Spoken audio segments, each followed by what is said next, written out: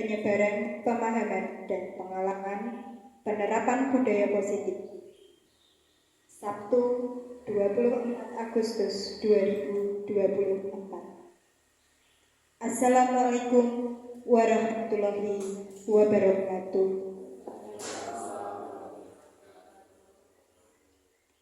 Alhamdulillahirabbil alamin. Sebelumnya, mari kita panjatkan puji syukur kehadiran Allah Subhanahu wa Ta'ala yang telah melimpahkan rahmat-Nya dan hidayah-Nya kepada kita semua, sehingga pada hari ini kita dipertemukan di ruang kelas 5 SD Negeri 1 Rangsono dalam acara diseminasi pemahaman dan pengalaman penerapan budaya positif sesuai modul 1.4.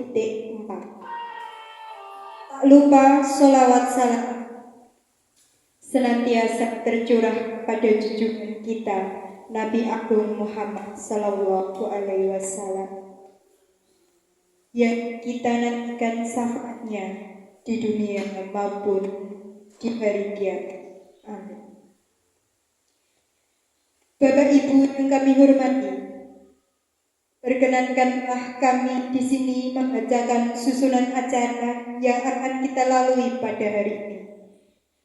Acara yang pertama yaitu 1. Pembukaan, 2.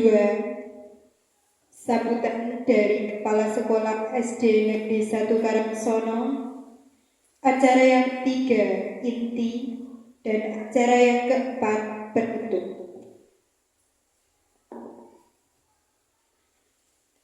Menginjak acara yang pertama yaitu pembukaan, kita buka bersama-sama acara pada hari ini dengan bacaan Bismillah bersama-sama.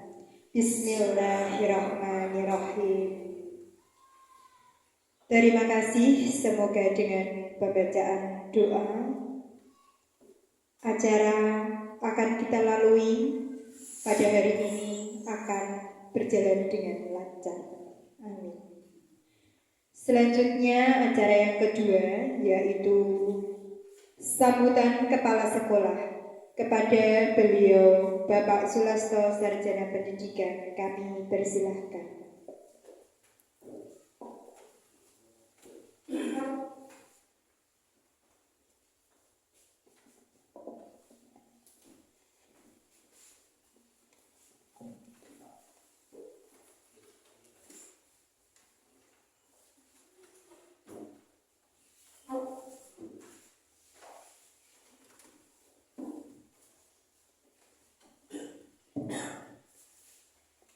Bismillahirrahmanirrahim.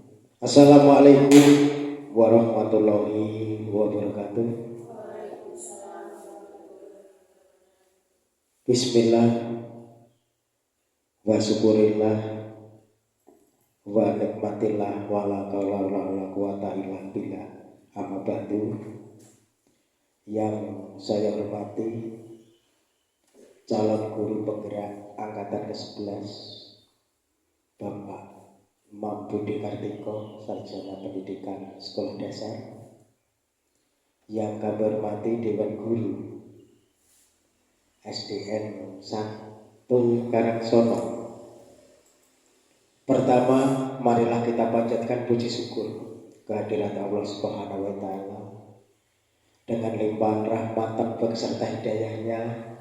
Pada kesempatan siang hari ini kita dapat dipertemukan dan berkumpul di gedung SD 1 Karangsono dalam rangka aksi nyata, yaitu dalam modul 1.6 budaya positif yang akan dilaksanakan oleh beliau rekan panjenengan, yaitu Bapak Imam Budi Kartiko, Sarjana Pendidikan Sekolah Dasar 1.4 ya, 1.4 budaya positif. Salawat dan salam kita haturkan junjungan kita Nabi Agung Muhammad Sallallahu Alaihi Wasallam yang selalu kita nanti syafaatnya kita hidup di dunia sampai akhirat kelak, dan semoga kita diakui umatnya, amin Allahumma amin. Bapak Imam Budi Kartiko SPNSD dan Bapak Ibu Guru SDN 1 Karangsono, mohon izin saya matur di hadapan panjenengan semua untuk memenuhi permintaan dari pembawa acara, yaitu sambutan kepala sekolah di SD 1 Karangsono ini. Pertama, saya mengapresiasi kepada Bapak Imam Budi Kartiko yang mana panjenengan sudah siap dan sudah melaksanakan beberapa modul, beberapa kegiatan, beberapa aksi nyata yang mana pada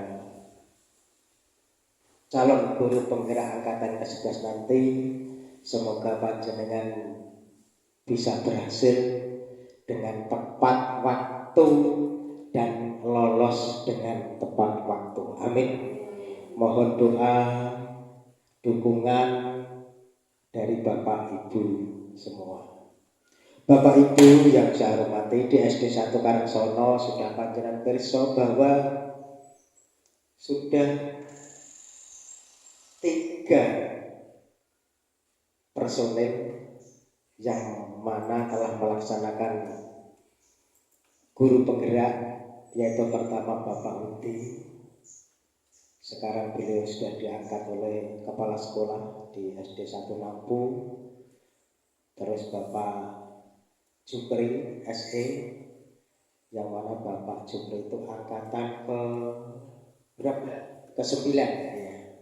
Ke-9, dan ini ke-11 adalah Bapak Tiko, dan saya yang dituakan di SD 1 Karangsono mengharap pada Bapak Ibu yang belum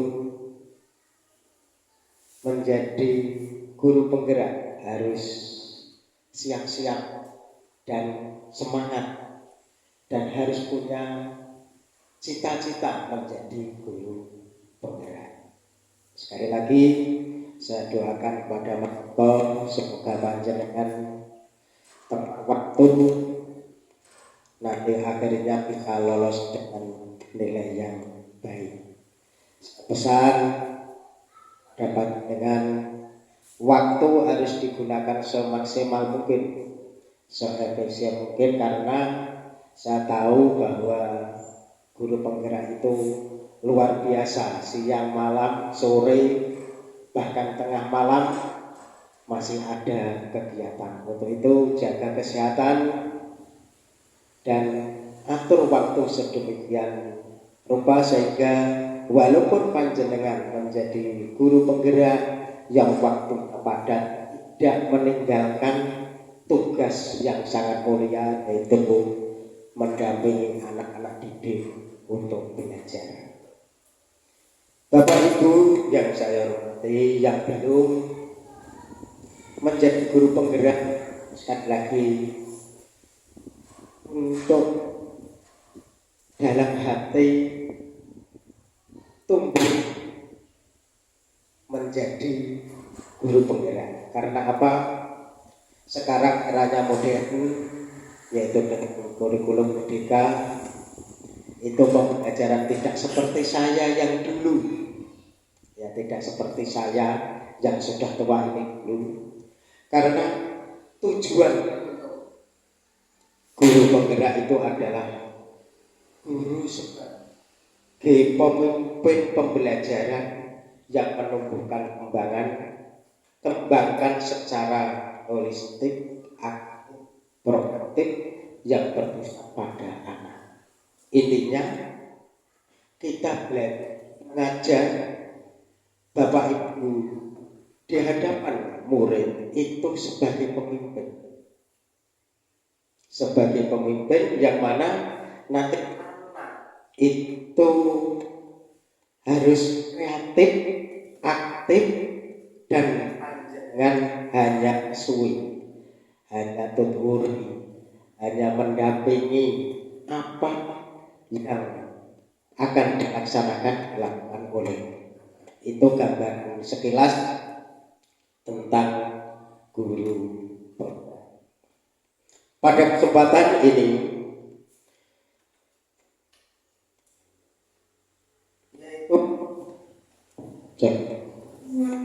dalam aksi nyata modul 1.4 tentang budaya positif, ini budaya positif di sekolah adalah upaya sistematis untuk menanam nilai-nilai norma dan kebiasaan positif di lingkungan sekolah. Suatu contoh, tiap pagi sebelum masuk kita harus bersih-bersih halaman sekolah, yang dekat luar sekolah. Terus ada pohon, ini musimnya kemarau, disirami bersama-sama. Itu termasuk budaya positif. Setelah bersih 7.15 menit kita masuk. Sebelum masuk anak-anak dikumpulkan yang beragama Islam, kita berdoa dan melaksanakan Asmaul Husna. Setelah itu anak-anak masuk, sebelum masuk harus baris di depan sekolah. Bapak Ibu berdiri di hadapan anak-anak dan anak-anak menyanyikan lagu Indonesia Raya. Setelah itu bersalaman masuk satu persatu di sekolah. Ini adalah suatu contoh kecil, suatu kebudayaan atau pembiasaan yang baik, yang positif pada anak. Termasuk yaitu kalau anak itu mau izin mungkin ke belakang, itu harus matur dulu kepada Bapak Ibu guru yang sopan. Setelah masuk ketok pintu itu baru matur lagi pada Bapak Ibu guru, sehingga ini adalah menanamkan moral, disiplin, budaya yang sopan kepada anak. Ini sekilas yang saya sampaikan. Nanti lebih detailnya, lebih jelasnya itu akan dipaparkan oleh Bapak Imam Budi Kartiko, Sarjana Pendidikan Sekolah Dasar.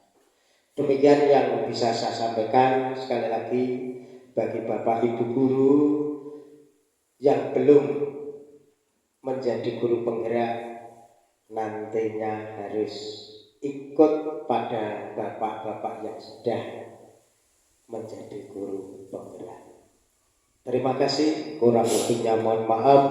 Wassalamualaikum warahmatullahi wabarakatuh. Waktu saya aturkan pada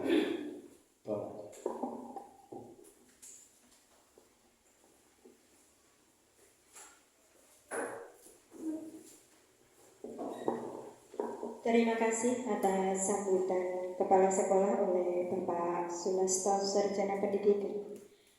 Menginjak acara yang ketiga, yaitu inti, akan dipaparkan oleh narasumber kepada Bapak Imam Budi Kartiko Sarjana Pendidikan. Kami persilahkan. Terima kasih waktu yang diberikan kepada saya. Sebelumnya kita panjatkan puji syukur kehadirat Tuhan Yang Maha Kuasa, yang mana pada hari ini kita bisa berkumpul bersama dalam acara yaitu diseminasi penyebaran pemahaman dan pengalaman penerapan budaya positif. Seperti yang telah disampaikan beliau Bapak Kepala Sekolah, yaitu budaya positif yang sudah kita lakukan di sekolah kita itu sudah membudaya, namanya budaya. Budaya itu berarti sesuatu yang bisa dikatakan ciri khas pada sebuah perbuatan yang dilakukan berulang-ulang dan berdampak positif. Ya, budaya kita alhamdulillah di SD Negeri 1 Karangsono seperti yang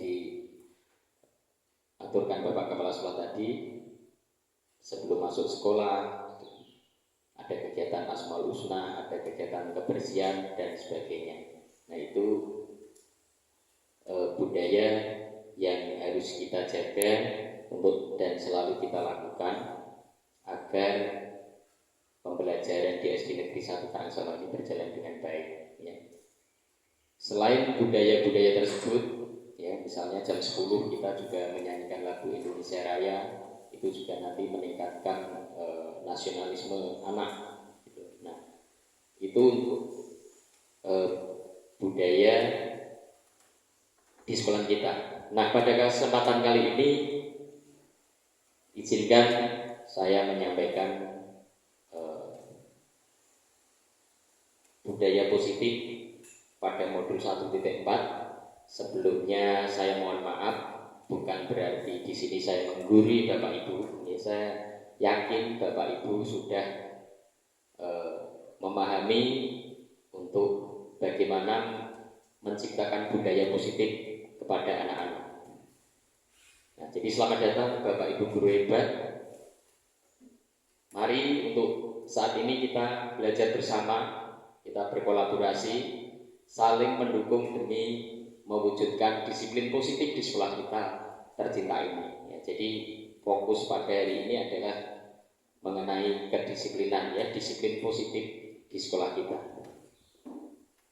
Ya, konsep utama model budaya positif yaitu yang pertama perubahan paradigma belajar, kemudian disiplin positif, kebutuhan dasar manusia, dan motivasi perilaku manusia.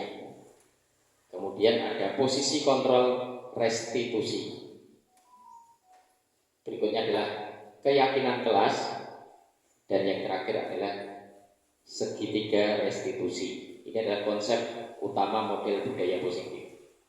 Nah, pembelajaran dengan paradigma baru, ya, pembelajaran dengan paradigma baru dirancang berdasarkan prinsip pembelajaran yang berdiferensial, sehingga setiap siswa belajar sesuai dengan kebutuhan dari tahap perkembangan untuk mewujudkan profil pelajar Pancasila.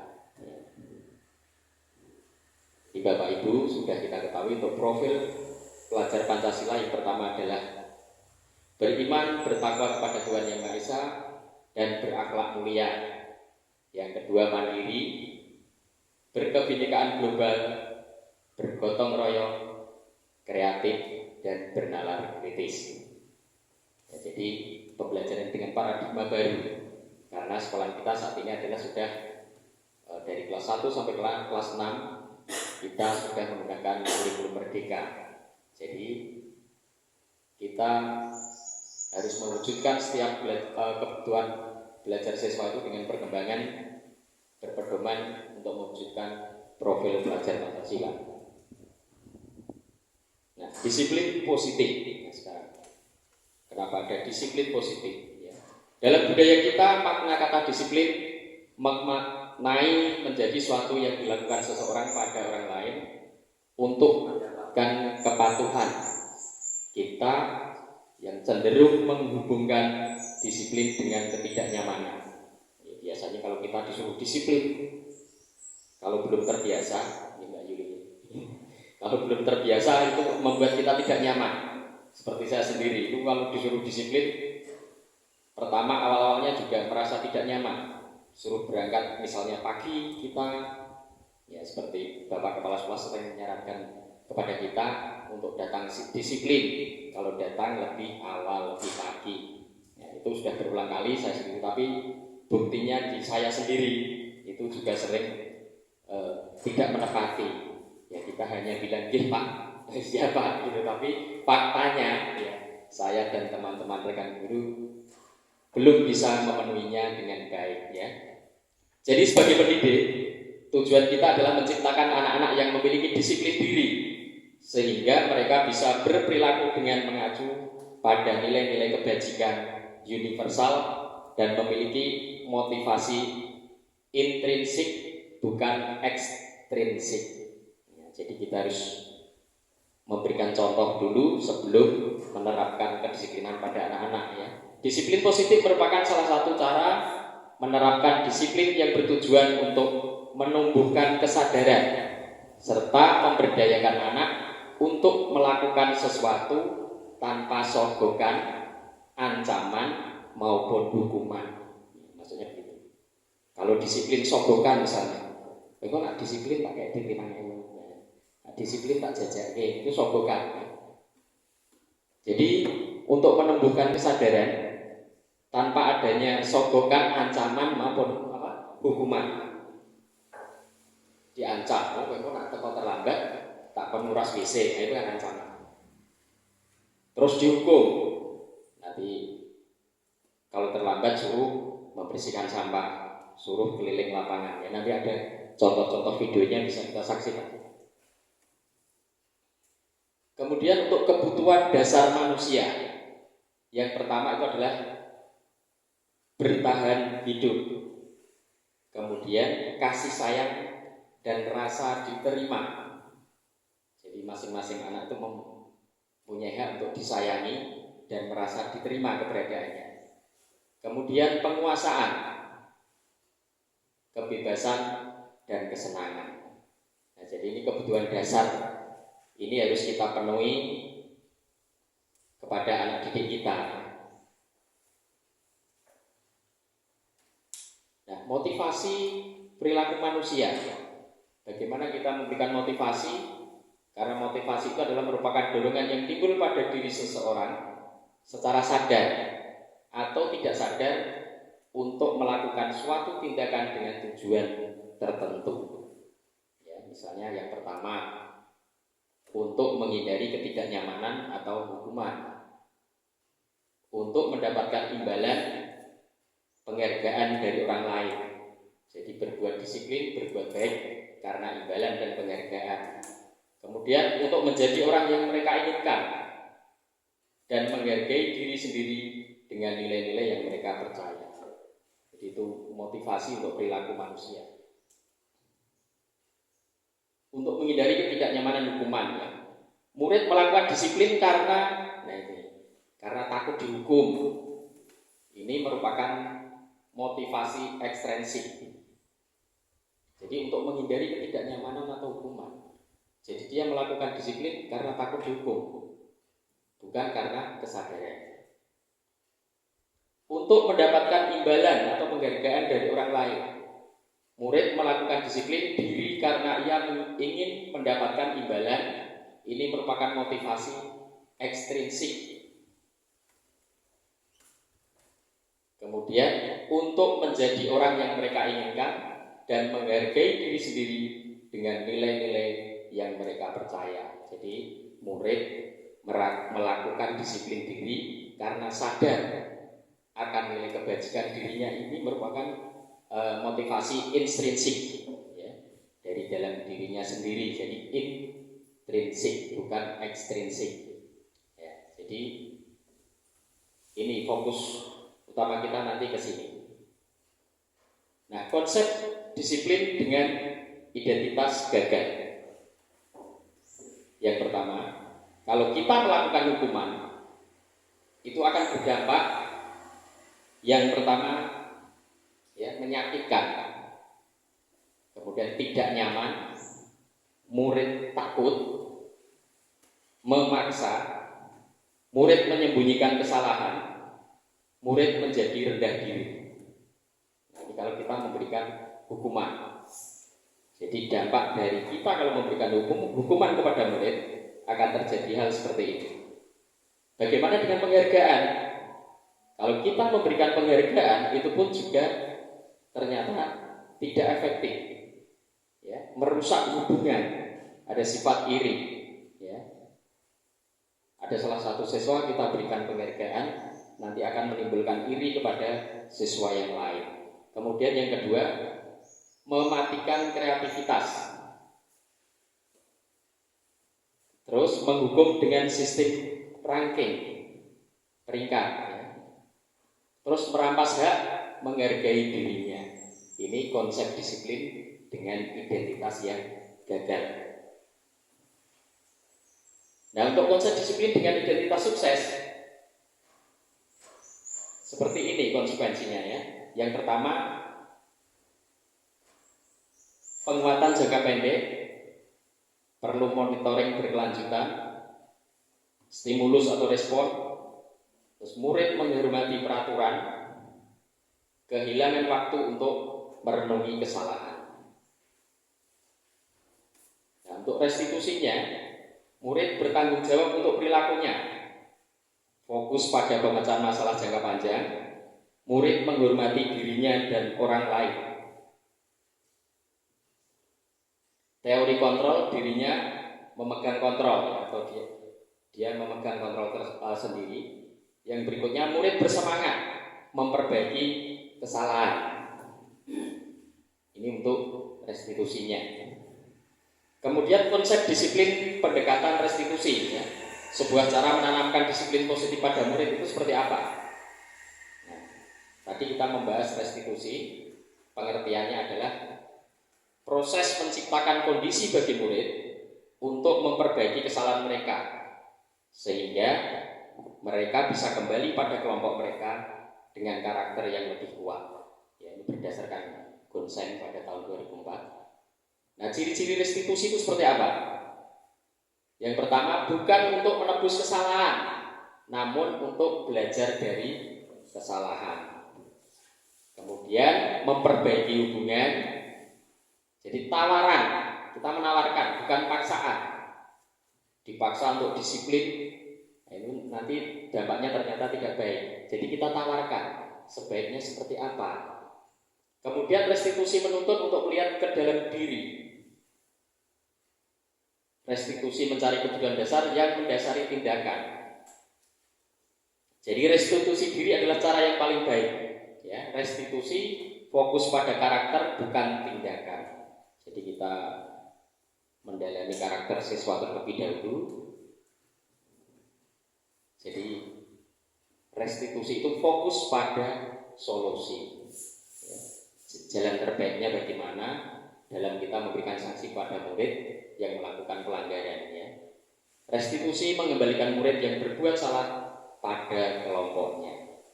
Jadi dengan restitusi murid bisa kembali pada kelompoknya seperti biasa. Nah, perbedaannya, misalnya siswa sering tidak mengerjakan PR. Kalau kita berikan hukuman misalnya, guru menghukum siswa tersebut hormat bendera selama 10 menit, ini hukuman. Tidak mengerjakan PR dihukum hormat bendera 10 menit. Guru marah dan murid pasti akan takut. Kemudian konsekuensi. Guru memberikan konsekuensi untuk mengerjakan PR-nya saat istirahat atau dikerjakan sebanyak 3 kali lipat. Itu dulu zaman saya sekolah ya. Kalau berbuat salah disuruh menulis 100 kali atau berapa lembar seperti itu. Itu zaman itu. Kemudian guru tegas dan siswa menghormati peraturan. Nah, kemudian bagaimana untuk restitusinya? Guru menanyakan keyakinan kelas, dirinya dan membantu siswa menyelesaikan masalahnya. Guru terbuka dan siswa menghormati dirinya dan orang lain. Ya. Jadi perbedaan antara hukuman, konsekuensi, dan restitusi. Nah, ada 5 posisi kontrol restitusi yang perlu Bapak Ibu pahami. Ya. Yang pertama, sebagai penghukum, pembuat rasa bersalah. Posisi kontrol sebagai teman, guru sebagai pemantau, dan yang terakhir adalah sebagai manajer. Kira-kira dari 5 posisi kontrol restitusi ini, hal yang paling tepat kita lakukan yang mana Bapak Ibu? Teman. Ada lagi yang lain? Pemantau. Ya, nanti kita simak berikutnya ya. Ini adalah 5 posisi kontrol restitusi. Ya. Ini ada kasus lagi, siswa tidak memakai atribut lengkap saat upacara bendera. Nah, kalau kita melakukan hukuman pasti suruh patuhi aturan sekolah, berdiri di depan barisan. Pasti ada hukuman. Kalau pemantau, kamu sudah melanggar apa peraturan dan konsekuensinya. Kalau kita menegurnya sebagai teman, ayolah yang tertib, buat Bu Guru, Pak Guru bangga. Kali ini tidak apa-apa, kamu salah. Kemudian yang pembuat rasa bersalah, berapa kali Bu Guru harus memberitahu kamu, Bu Guru kecewa sama kamu, karena ini murid akan merasa bersalah. Tapi kalau guru bersikap sebagai manajer, kata-katanya akan seperti ini. Apakah kamu tahu kesalahanmu? Kira-kira bagaimana kamu akan memperbaiki kesalahan ini? Nah, untuk menerapkan hal ini nanti ada namanya keyakinan kelas ya. Jadi Bapak Ibu bisa menyaksikan video pendek ini bagaimana kriteria seorang guru yang melakukan posisi kontrol dengan tindakan penghukum.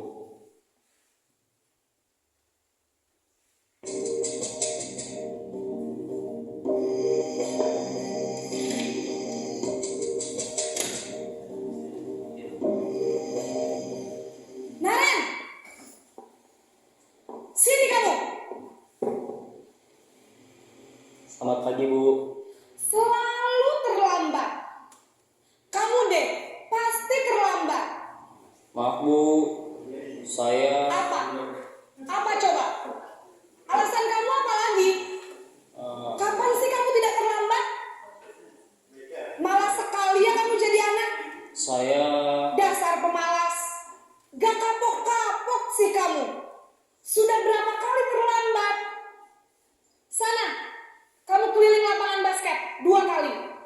kenapa saya harus keliling lapangan basket, Bu? Kenapa? Kamu mau lawan ibu? Berani-beraninya jawab. Sudah terlambat, masih berani jawab pula. Sekarang, keliling lapangan basket 5 kali sekalian. Biar kapok. Cepat. Pergi sana ke lapangan basket.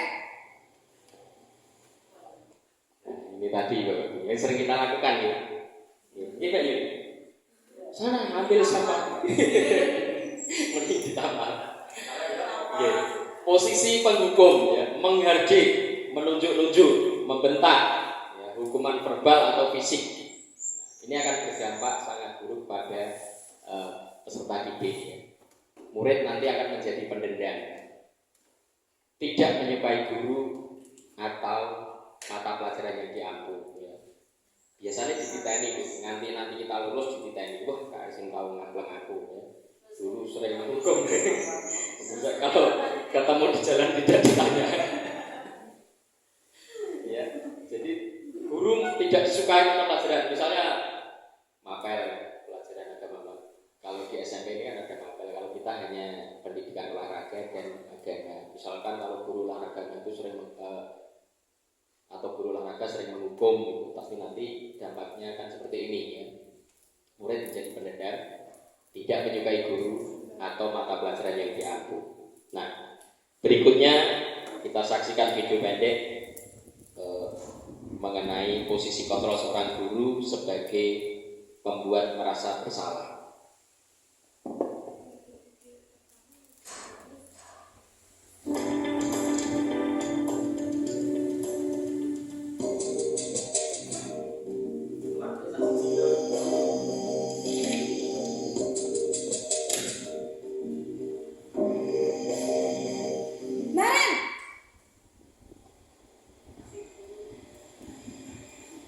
Selamat pagi, Bu.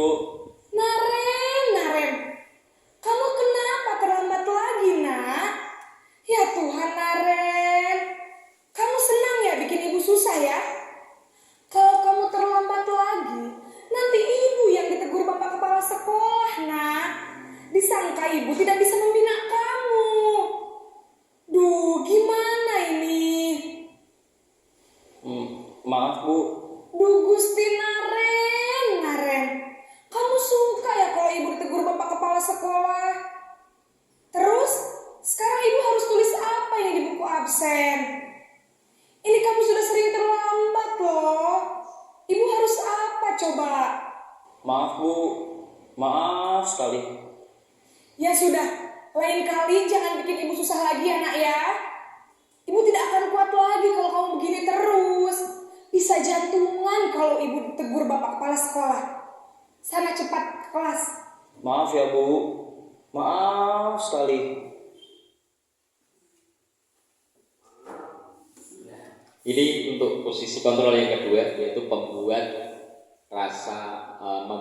merasa bersalah. Ya. Suara cenderung melembut, tidak seperti yang pertama tadi, tenang, namun kata-katanya menyalahkan murid.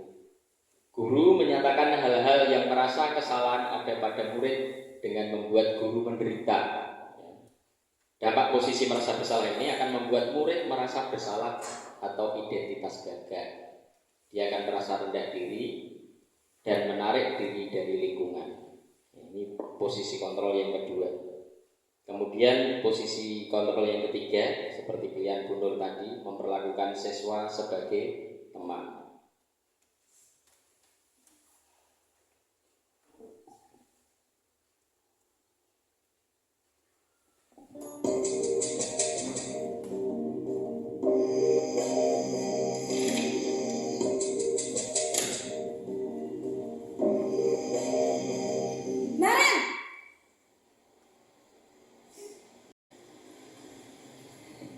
Selamat pagi, Bu. Wah, sudah jam berapa ini nak? Terlambat lagi ya sayang. Iya, Bu. Habis ibu saya lupa bangunkan saya, Bu. Kamu malah menyalahkan ibu kamu.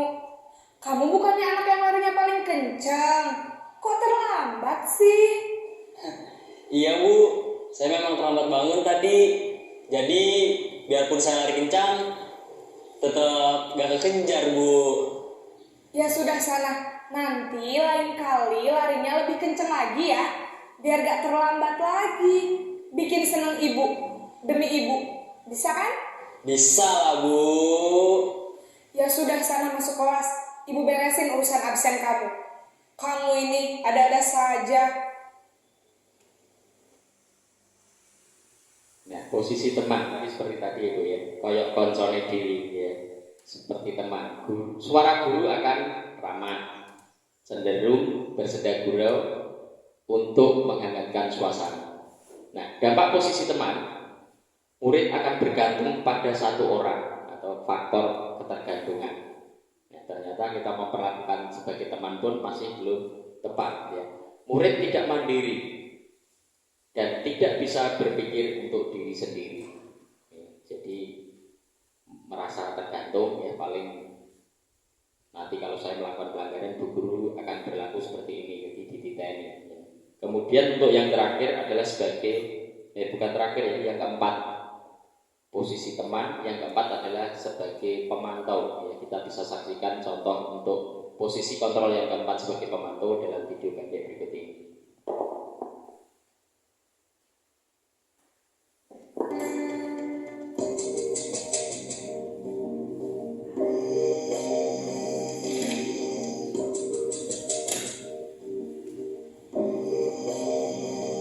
Naren,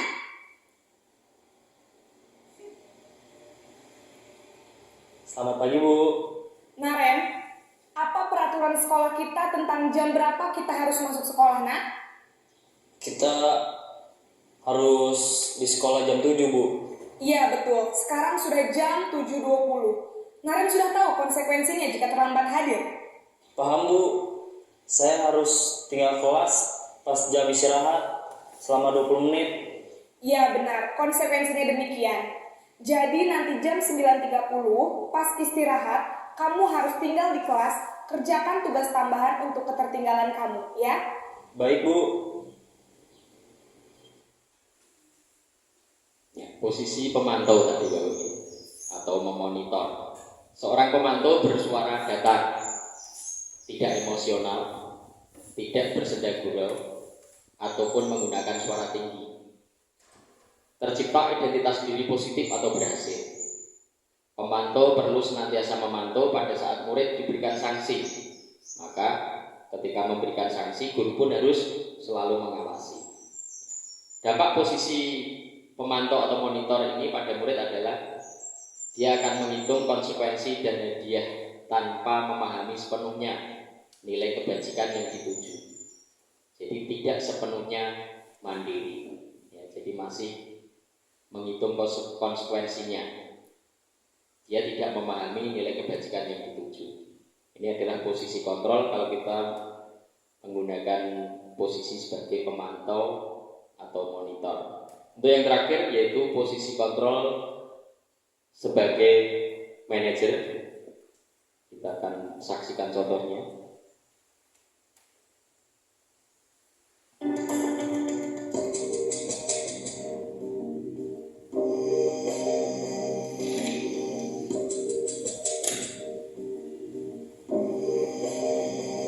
Naren,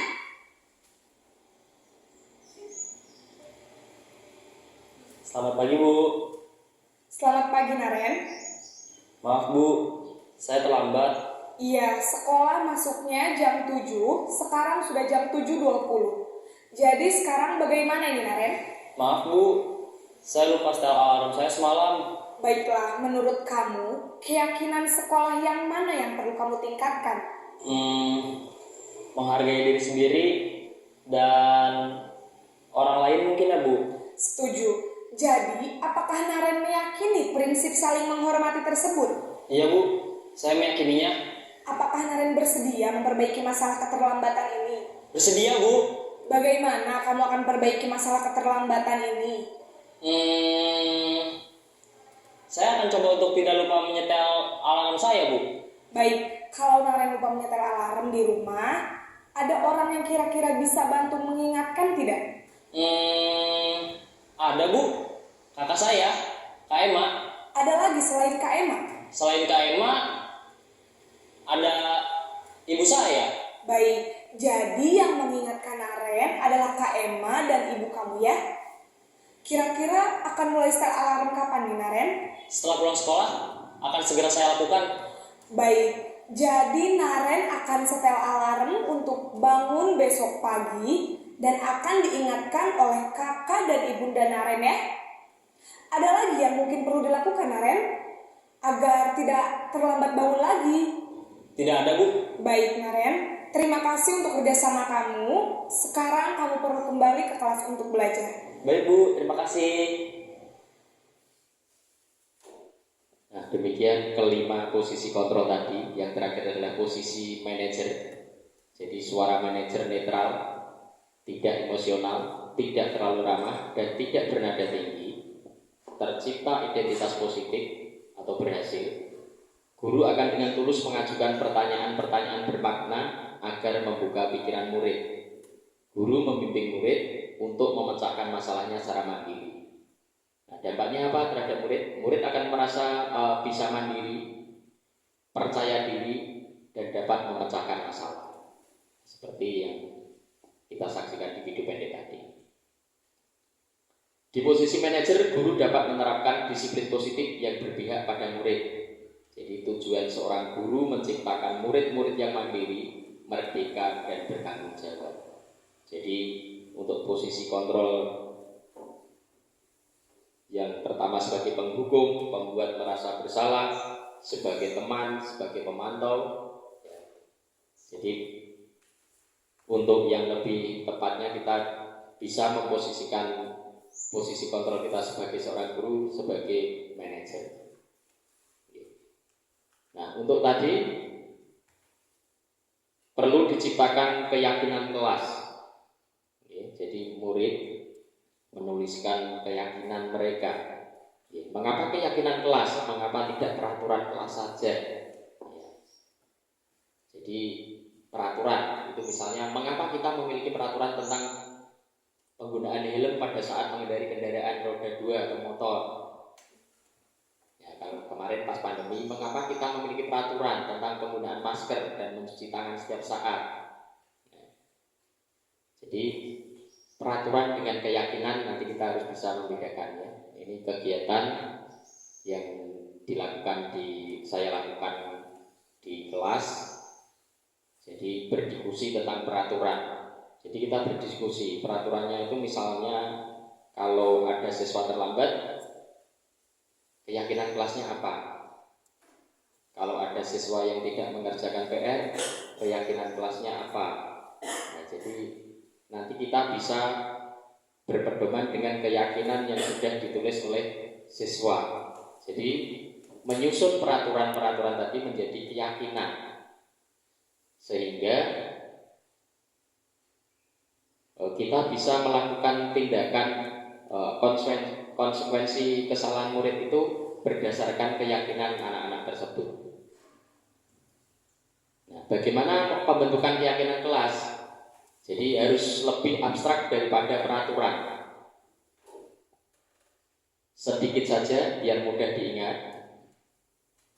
Berupa pernyataan universal. Ya. Kemudian dapat diterapkan di kelas.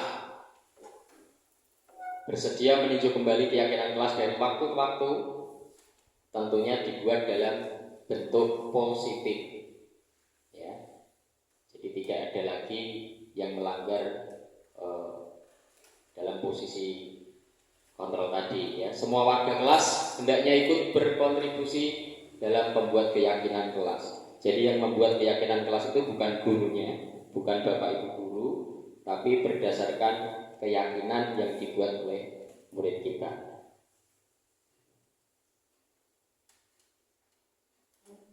Nah, untuk menstabilkan identitas, kita semua akan melakukan hal terbaik yang bisa kita lakukan. Ya. Kita menggunakan segitiga restitusi namanya itu. Itu kalau dalam guru penggerak, ini kita ada tahapan segitiga restitusi namanya. Jadi sebelum kita melakukan sanksi kepada anak, kita harus menstabilkan identitas, ya.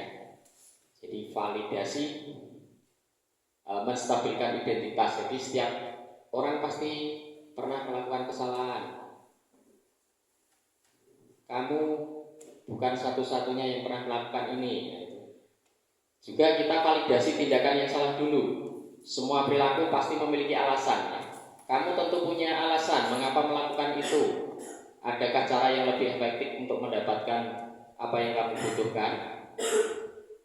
Setelah kedua hal ini kita lakukan, kemudian kita menanyakan keyakinan. Nah, kita semua memiliki motivasi internal. Jadi, keyakinan kelas apa yang telah kita sepakati kitanya. Ketika anak melakukan pelanggaran, seperti tadi Naren, kesepakatan kelas apa yang telah kita sepakati. Kamu ingin menjadi orang yang seperti apa? Jadi penanganan segitiga restitusi ini bisa kita gunakan ya. Nah, mengapa segitiga restitusi? Nah, ini ada kasus lagi, kita menonton video pendek lagi ya. Berdasarkan penerapan dengan menggunakan segitiga restitusi. Siang Sarah. Siang Pak. Sudah lama nggak ketemu Sarah. Kenapa hari ini ada di sini? Kesel Pak, kesel banget. Masa aku dikatain tukang fitnah Pak? Ya aku marah lah. Aku balik ngatain Eka di depan kelas. Kesel banget. Oh begitu. Ya pasti kamu marah dan kesal. Bapak juga akan marah apabila ada yang menuduh Bapak seperti itu. Kemudian pada saat itu kamu mau melakukan apa? Ya saya langsung ngatain Eka lah Pak. Kesel banget. Saya bentak-bentak dia di depan teman-teman lain. Oh begitu. Pasti kamu melakukan seperti itu karena suatu alasan tertentu bukan? Iyalah, masa saya diam saja Pak? Ya saya bela diri lah. Masa saya dituduh tukang fitnah? Ya wajar lah. Mempertahankan harga diri itu sesuatu yang penting buat kamu. Untung kamu tidak bertindak lebih gegabah lagi. Hanya membentak-bentak. Iya Pak. Untung saya masih bersabar dan hanya membentak saja. Sudah gemes padahal. Saya pasti bela diri lah. Ya pasti ya. Tapi kamu memilih untuk tetap bertahan dan bersabar. Kamu memilih untuk tidak berbuat lebih parah lagi bukan? Iya. Nah, sekarang coba kita lihat lagi. Tindakan kamu yang bentak-bentak Eka di kelas. Tindakan kamu itu kira-kira sesuai dengan keyakinan kelas atau prinsip kamu tidak? Enggak lah Pak. Capek Pak jadi pemarah. Jadi keyakinan atau prinsip mana yang kurang sesuai dengan keinginan kamu? Ya, saya sebenarnya sangat menghargai orang lain. Mungkin saat itu saya menjadi emosi, jadi tidak menunjukkan sikap itu. Kamu meyakini tidak? Menghargai orang lain itu penting buat kamu. Yakinlah Pak. Iya, setuju. Kita harus saling menghargai. Namun, ada juga keyakinan yang kita sepakati yang perlu kita jalankan apabila kita sedang marah, bukan? Ya saya bisa lebih proaktif, mulai dengan diri sendiri. Saya bisa jadi lebih bersabar, mengambil waktu jeda untuk berpikir mau apa selanjutnya. Kira-kira kamu bersedia memperbaiki masalah ini tidak? Bersedia Pak. Kalau kamu memperbaiki masalah ini, kamu akan menjadi orang seperti apa? Saya akan menjadi orang yang bertanggung jawab kali ya Pak. Dan senantiasa proaktif. Iya, menurut kamu bagaimana rasanya menjadi orang seperti itu? Ya nyaman lah, bangga bisa bersabar dan menahan diri. Baiklah kalau begitu. Yuk kita pikirkan bagaimana memperbaiki masalah ini.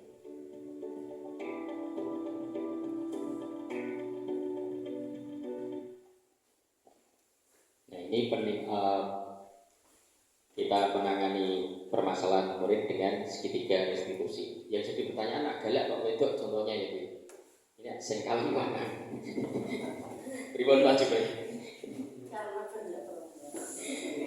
Nah dalam penerapan program disiplin positif, hendaknya guru memiliki standar kepribadian, profesional dan sosial yang baik, di mana guru mampu berefleksi pada posisi kontrolnya saat ini. Ya, bagaimana perjalanan diri sebagai seorang among, posisi manajer yang menuntun murid-muridnya menjadi insan yang mandiri, merdeka dan bertanggung jawab. Ya, seperti pada standar nasional pendidikan. Terima kasih. Ya. Jadi demikian tadi pemaparan diseminasi untuk budaya positif di sekolah, yaitu pada aksi nyata saya modul 1.4 mengenai budaya positif, yaitu menyebarkan memberikan pemahaman dan pengalaman penerapan budaya positif. Mungkin dari Bapak Ibu ada yang ingin bertanya mengenai budaya positif yang telah saya paparkan tadi, monggo dipersilahkan. Bu Yuli mau tanya, Pak Supri monggo. Ya, monggo silakan Pak.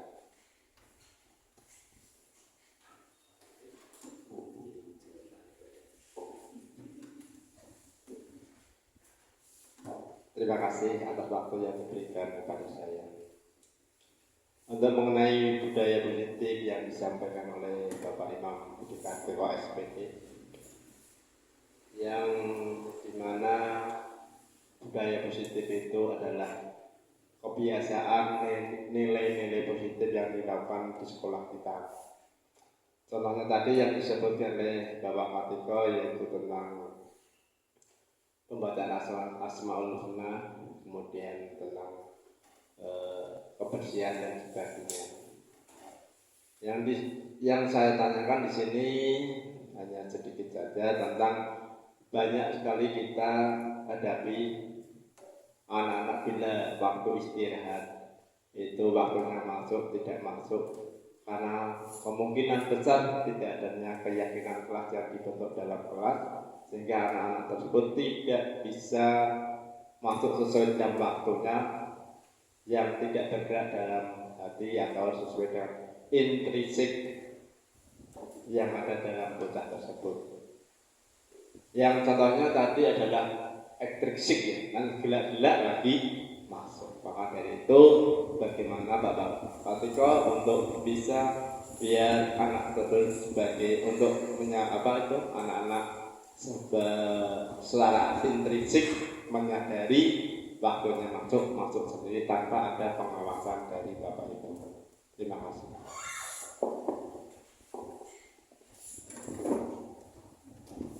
Oke, terima kasih sekali pada Pak Supri. Pertanyaan yang bagus sekali ya. Kenapa kita harus membudayakan disiplin positif tadi, tapi faktanya yang kita alami sehari-hari di sekolah kita, ada contoh kecil tadi, misalnya kenapa istilah bel sekolahnya itu tidak berfungsi ya Pak Supri. Meskipun sudah bel masuk, tapi anak-anak tidak segera memasuki ruangan, tapi masih harus ada bel kedua, bel dari Bu Yuli, bel dari Bu Trias, bel dari Bu Galuh, ya. Jadi bel kedua itu ya, bel elektroniknya itu tidak berfungsi, jadi harus ada bel kedua, masuk, berarti masuk orang kan gitu. Biasanya seperti itu. Nah, untuk menghindari hal itu, seperti yang sudah kita paparkan tadi, kita buatlah keyakinan kelas, ya. Kita buat keyakinan kelas.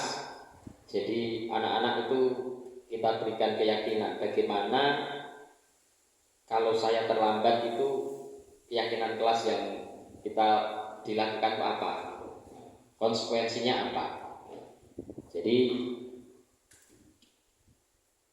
tidak karena perintah dari gurunya, tidak karena dioyak-oyak tadi, tapi itu dari kesadaran. Misalnya tadi kita disiplin dimaknai dengan suatu yang dilakukan seseorang lain untuk mendapatkan kepatuhan, kita cenderung menghubungkan disiplin dengan ketidaknyamanan. Nah, dioyak-oyak, kita paksa, itu anak akan tidak nyaman, ya. Jadi itu sebagai pendidik, tujuan kita itu menciptakan anak yang memiliki disiplin diri sehingga mereka bisa berperilaku dengan mengacu pada nilai-nilai kebajikan universal. Jadi disiplin positif merupakan salah satu cara menerapkan disiplin yang bertujuan untuk menumbuhkan kesadaran serta memberdayakan anak untuk melakukan sesuatu tanpa sogokan, ancaman maupun hukuman. Ya, jadi kita mulai bisa membuat keyakinan kelas, Bapak Ibu guru bisa membuat keyakinan kelas agar anak-anak itu mempunyai kesadaran tanpa harus diberi sogokan, tanpa harus diancam ataupun harus dihukum, ya. Jadi harus secara intrinsik tadi Demikian tadi Pak Jupri, betul sekali. Jadi kita mulai menerapkan keyakinan kelas. Jadi nanti bisa kita coba dengan segitiga restitusi tadi tentunya, dan harus mengandung hal-hal yang positif keyakinan kelas itu. Dan pertama ya harus dibuat oleh murid itu sendiri ya, bukan dari kita. Demikian Pak Jupri, sedikit penjelasan dari saya. Ada lagi Bapak Ibu? Cukup ya. Kalau sudah, berarti acara untuk hari ini mengenai aksi nyata saya budaya positif, penyebaran pemahaman dan pengalaman penerapan budaya positif, saya akhiri sampai di sini. Mudah-mudahan bermanfaat. Kurang lebihnya mungkin ada sesuatu ataupun kata-kata yang kurang berkenan kepada Bapak Ibu, saya mohon maaf. Wassalamualaikum warahmatullahi wabarakatuh.